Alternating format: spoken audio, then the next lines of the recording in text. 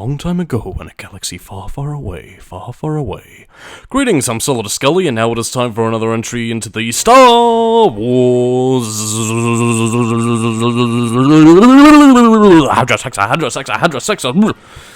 Yeah, anyway, this is Solidus-Skully, Revenge of the Sith, Episode 3. A title crawl that begins with the name War! But, yeah, we're doing a commentary on Revenge of the Sith, the PlayStation 2 game, so I apologize if you might have been thinking this might have been a commentary over the movie. Well, I mean, it kind of is. It uses live-action footage from Revenge of the Sith, the movie itself, but there's also in-game cutscenes, so, yeah, that might just tell you everything that you need to know. Anyway, taking a look at the 2005 PS2 game that I believe released before the movie, and that's going to become quite noticeable when you take a listen to the soundtrack, assuming I'm not waffling on, but we'll get to that in a little bit.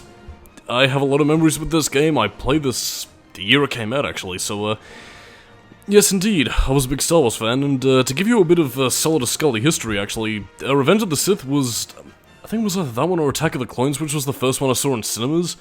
I mean, I vividly remember the night the movie released, and, boy, while some people might have been afflicted by the prequel hatred, as was the standard at the time, yeah, this was pretty exciting, and honestly, in regards to the audience, at least with the movie I saw, it's pretty energetic, man. People were excited for this. So, yeah, I guess the internet doesn't really tell you everything. And this is what I was talking about with the live-action cutscenes. I am going to be talking over them because if I don't, then Disney will probably have my ass. But the one thing to talk about here, at least in regards to this, is that the clips are shortened down. They're not quite confusing to the same degree that the Matrix Path of Neo was, just condensed down so that they, you know, get to brass tacks and allow you to get into gameplay. Because, I mean, this scene was also initially a lot longer. There was initially, like, you know, Anakin and Obi-Wan, you know, trying to fight off some ARC troopers, you know, trying to stop some buzz droids, having a bit of bant that will be present in the game, along with a great many, many secrets that lay within these two Jedi. But again, for those of you wondering what exactly is going on in this hallowed hall of General Grievance's ship, basically the Chancellor has been kidnapped, as was eloquently demonstrated in the 2003 animated Clone Wars show, not the 3D CG one that I'm sure a lot more people are familiar with, but the 2D Gennady Tartakovsky animated series. It's actually, like, it's drawn in a very similar style to what the 3D one would be, but like, it's, well, 2D and quite odd. Like, I mean, it's definitely a lot more atmospheric, because I do also have vivid memories, and I think I still own the DVD copy of the 2003 Clone Wars series. I don't know. It was a bit weird, but I'll talk about that a little bit later. Even though, what's most relevant is that, yeah, there's no real returning movie cast. So again, as Obi-Wan, you have James Arnold Taylor. As Anakin, you have, Matt Lucas. Not to be confused with Little Britain Matt Lucas. I mean, like, an American actor who sounds relatively close to Hayden Christensen, but doesn't quite match the, like, the sort of emotions that he did in the movies. I mean, say what you will about Hayden Christensen's acting, but the dude could really fucking pour it when he had to. Matt Lucas, on the other hand, is a little bit pish. Maybe it's just the game. I remember him being pretty decent in the Clone Wars, but then again, I guess maybe that depends on the voice direction, or how skilled the actor is, as we have with James Arnold Taylor's immaculate Obi-Wan voice that, to be honest, I find a little bit more recognizable than Ewan McGregor's. But I don't know, maybe that's just because I've heard him for so many years in any video game adaptations or, you know, cartoons or different properties that use his voice when Ewan McGregor is off doing important things. Except for the Kenobi series that I think he's returning for. So, yeah, who knows how that's gonna go down. Anyway, as you can also see here, compared to the opening sequence that pretty much condensed all the movie clips into a bite-sized format, this is pretty much, well, extending the opening sequence of when Anakin and Obi-Wan slash some battle droids on the bridge. Because the movie pretty much just has them buggering right off and getting to brass tacks, whereas here we have gameplay segments about, like, oh no, defend R2 while he raises a bridge, or a couple of other segments. I suppose there is also another thing I can talk about in terms of commentary history, because I was initially going to be doing this, actually last year, like very early 2021. Problem was that I didn't really find myself with much to say. I guess I might have been a bit burned out on Star Wars because I did kind of marathon the movie series prior to doing it, but I don't know. I'm back, I'm recharged, I'm sexy, I'm hot, because it's currently summer in Australia, and it is hot, hot, hot. But anyway, to talk about, well, the game itself, at long bloody last, yeah, it's Star Wars as you know and love it. Again, it's kind of similar, well, similar yet not similar to games like, you know, God of War or Devil May Cry in the sense that, again, you have light, heavy attacks, you can combine them into combos and, you know, learn as you go on. And of course, you also have use of your Force abilities. As a Jedi, you pretty much have, you know, the basic Force Push, Force Pull. You have a little stun ability, which is there to stun droids or basically just confuse the opponent. So, like, I mean, you stun them, hold them there for a few seconds, and they'll go, allowing you to get the drop on them. A little bit harder to do when you have Force-sensitive enemies who can block your Force powers, but again, that'll all come with time and when we get to the Count Dooku fight. And of course, we will have specific segments here where we basically need to use the Force to move an object out of the way, get a little cutscene, and, you know, watch that little ARC Trooper ship blow up. Actually, if there is one thing I can also, like, praise about the prequel trilogy, I really well, yeah, that also, where you can deflect blaster bolts. Again, like, I mean, it's a very mechanically refined game. Anyway, as I was saying before with the ARC Fighter, precursor to the X-Wing, and, I mean, if there is one thing I can comment about the prequel trilogy's art design is that I really love the way it sort of transitions, like, from the Old Republic to the Empire. I don't know, like, there's just so many little precursors, and it's a nice touch where, like, it looks vaguely recognizable, but at the same time, like, it has its own little unique flair that kind of shows, like, the progression of time and how things continue to evolve, really. Or I suppose devolve, since in the original trilogy things look a little bit more, clunker junker and a little bit rusty and downtrodden, which again could kind of explain the Empire's influence on the galaxy, at least compared to the core worlds, but that's nerdy and lore mythosy and bathiosi and whatever. Now you'd think that this would pretty much be where the level ends, but no, they pretty much decide to extend the sequence where R2 just can't hack it, so basically we gotta putz around and do a bunch of other stuff. In hindsight, I probably should have let this cutscene out to play, but, I don't know.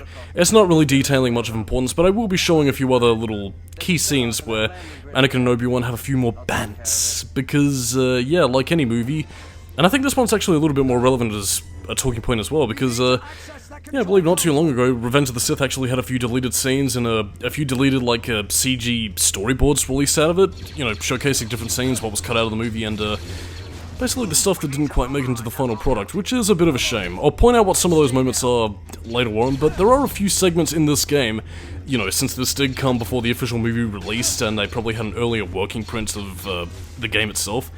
Yeah, well, you're going to be seeing a few changes, and I'm not just talking about like, oh, here's a segment which we can arbitrarily extend for gameplay.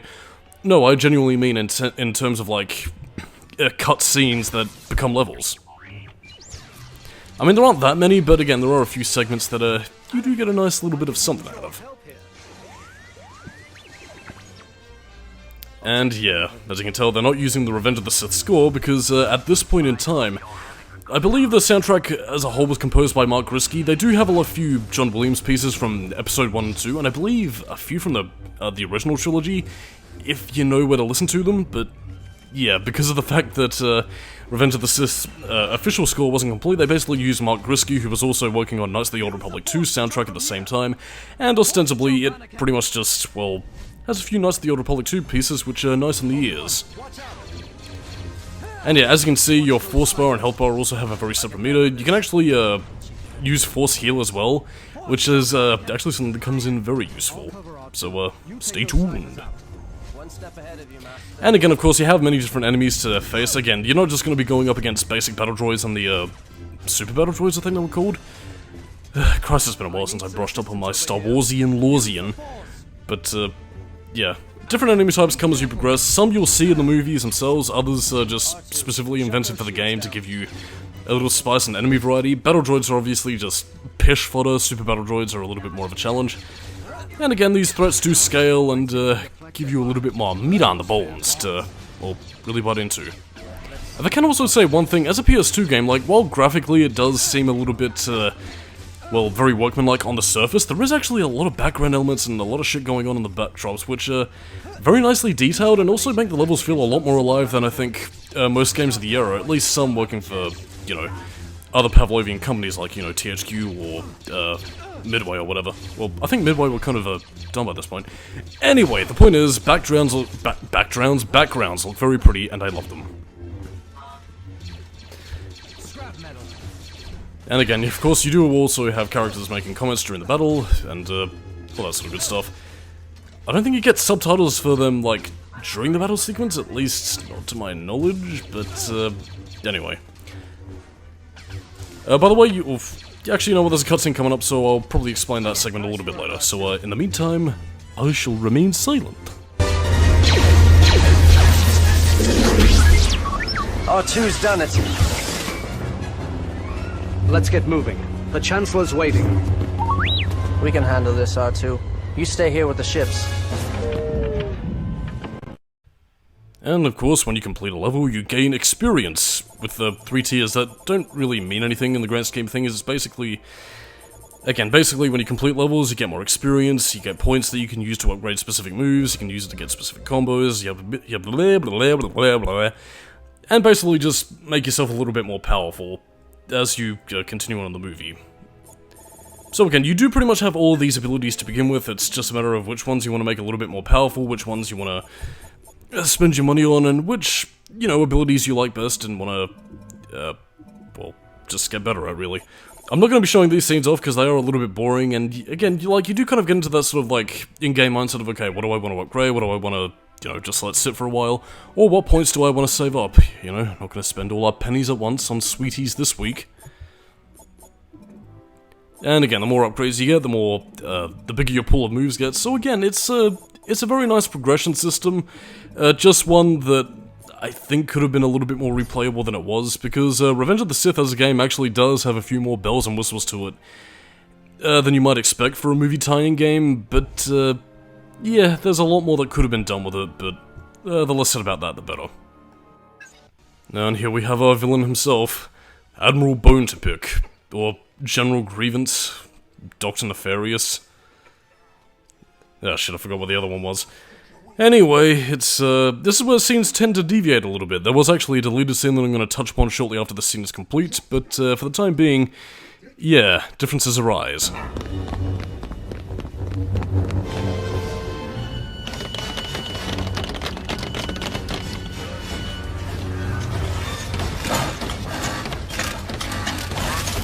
Don't worry, Master.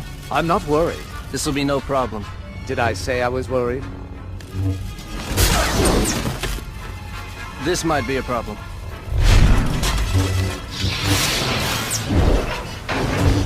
Warning, fuel breach in Chamber 7. Activate containment doors. Lockdown protocol initiated. Alright. Now I'm worried. Now, there was actually a deleted scene in the movie. Again, initially what was supposed to happen there was basically where Anakin and Obi-Wan would find Jedi Master Shakti. She would basically end up getting killed there by General Grievous. Anakin and Obi-Wan would basically, like, lightsaber the floor and escape into the fuel cells, as we see in the game itself, but, yeah, now they adapt the escape from the fuel pylons as a mission. A bit of an expansive one as well for what we have here, but it also introduces a new enemy type, the grapple droids, which can basically do a shitload of damage. So again, like, you're not just fighting enemies, you know, just for the sake of white noise gameplay. Again, they do have specific blocks and attacks that can deflect your lightsabers and basically make sure that you have a little bit of a challenge, because again, if you see anything in the movies, it's pretty much just lightsabers mowing everything down with the skill and speed of a samurai ninja knight in space, otherwise known as a Jedi.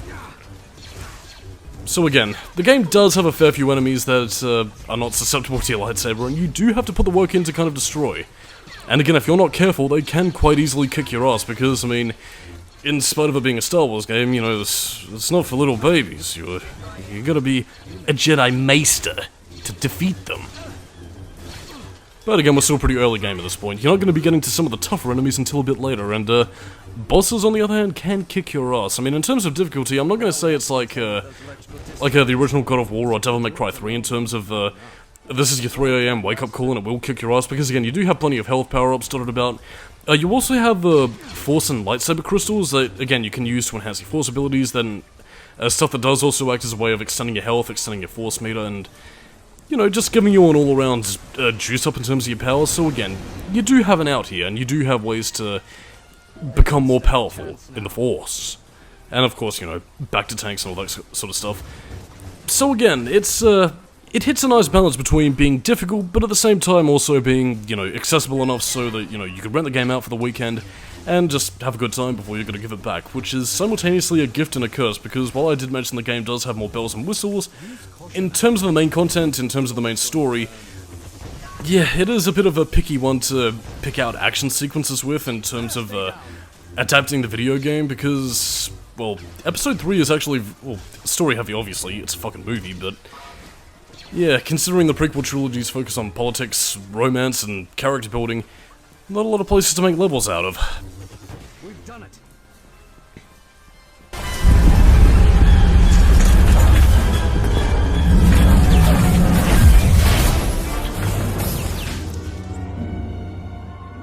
Oh, that wasn't the scene I was thinking of. Silly me. But, yeah, anyway. And as you can see, they also reuse some of the sound effects in the Jedi Outcast games, which is always fun by me, but again, it does actually make, ensure that you do make use out of all your Jedi abilities. Like, I mean, again, when you see, well, again, you can use a Force lightsaber throw to obviously take out the gun turrets, but again, you can also, you know, use your lightsaber's deflection ability to deflect laser bolts back into the whole thing.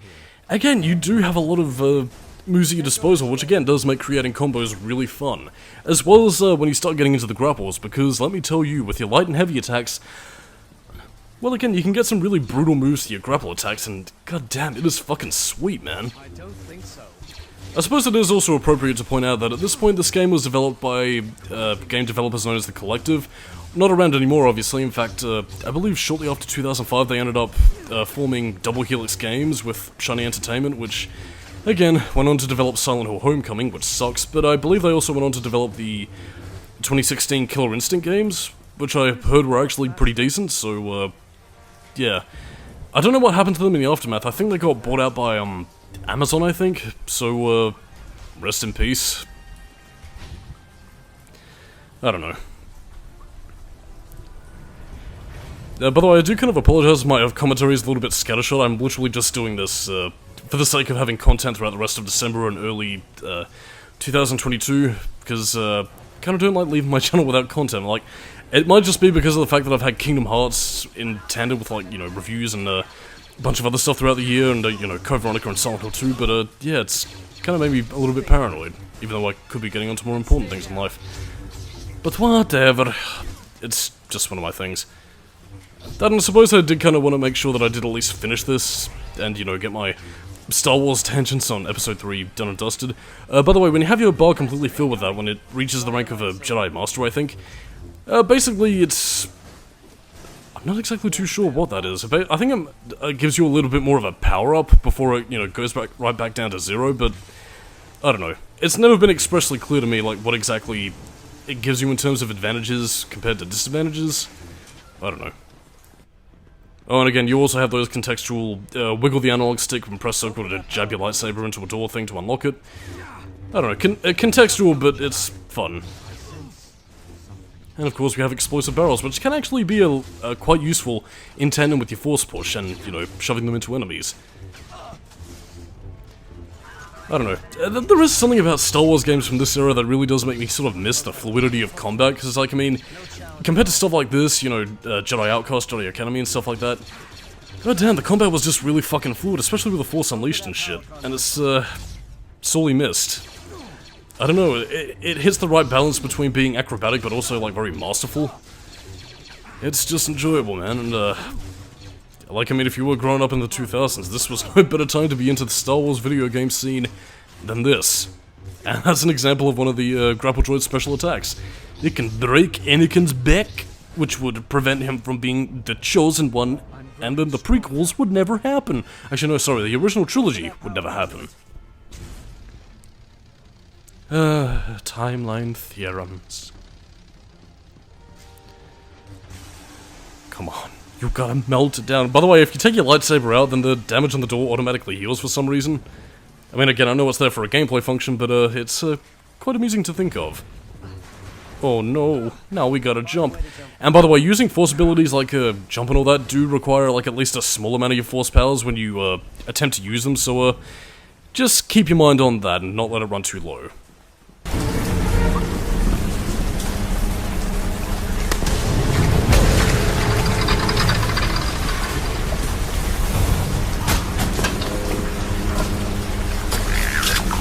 Do you want Want this one, or should I take it? By all means, Anakin. Help yourself. I'm pretty sure this might have been the reason why they cut out the earlier buzz droid thing, so they could introduce him in the game to you to experience, but yeah. Buzz droids are basically just gnats, really. Like, I mean, they bugger around, they'll occasionally clip onto your chest and do a bit of damage to you, but really they're nothing to take seriously. I mean, really, they're just sort of there to annoy you, while the more powerful enemies attempt to get the best of you and just be buggery little buggers. Also, they killed R4, which was Obi-Wan's droid. Rest in peace, little red dude. It surprises me how much I actually remember about these movies and their minor characters. But, yeah. Actually, speaking of movie commentaries, the cutscene coming up, so I don't really have much time to expunge until next time, but, yeah, speaking of movies, Indiana Jones reference in 3, 2, 1. Think you can hold it alone? Let's find out.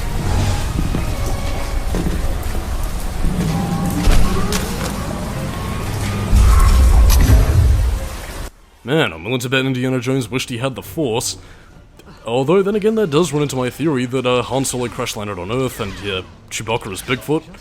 Which I think might have actually been like an Elseworlds tale, because, I mean, considering the fact that Earth doesn't really exist in the Star Wars universe, or if it does, it's quite literally in a galaxy far, far away, then, who knows. Well, then again, E.T. appeared in, like, I think it was like the Phantom Menace in, like, one of the scenes in the Senate, so, maybe Earth does exist? Oh, I'm confused. But, yeah, anyway, to talk about what I was gonna Jesus Christ, if I could fucking talk, well, I'd be a better public speaker. No, but in terms of movies, like, I mean, I have been floating around the ideas of maybe doing some movie commentaries, but, I don't know. I always feel like I'd probably need, like, a co-commentator or something so I can, like, shoot the shit and bounce ideas off of, you know, just to make things seem a little bit more natural, because, you know, loath as I am to waffle on for these commentaries, doing it for 2 hours straight is a bit of a taxing thing. And something I might have to learn how to do, because Kingdom Hearts 358 over 2 days is somewhere on the horizon. Although first I need to do Kingdom Hearts 2. Not really too sure what I'm going to do for that game, actually. If I'm going to cover 358 over 2 days first, or Kingdom Hearts 2. It's all confusing, but the relevance it has to Star Wars is because Disney. Which does make me wonder if they're ever going to put that in a Kingdom Hearts game at some point. I mean, I'm going to be guessing no, possibly, but you never know. Life is full of surprises. Ooh, a secret! Yeah, again, in terms of like how these little secret power boosties are hidden throughout the levels, again, they're mainly just hidden behind boxes. Again, they're not quite as painfully obvious as this, but it does get you to explore the levels a little bit, so Revenge of the Sith does have a lot of competent design. It's just, well, again, we'll get to that. We'll get to everything that we need to get to in future parts. I mean, in the meantime, we're pretty much just getting the fuck out of this burg, as fuel is rising everywhere, and, well, it's all going to hell. Bloody boogery hell. I love it, especially when those robots slide down. Excuse me. And right after this segment should pretty much be the end of it. But of course, we still have more enemies to fight. I guess maybe what you could classify this genre is beat 'em up. Like, cause like, I mean, you do have specific rules boxing in your progress, you do have certain enemies to defeat before things can progress, so, yeah, in terms of taking that mindset and translating it to the Star Wars universe, I'd say this game succeeds pretty well, to be honest. But that's enough for one day, so on that note, I am Solidus-Skully, keep it new metal, and next time on the Revenge of the Sith commentary, well, we continue to rescue the Chancellor. Catch you next time.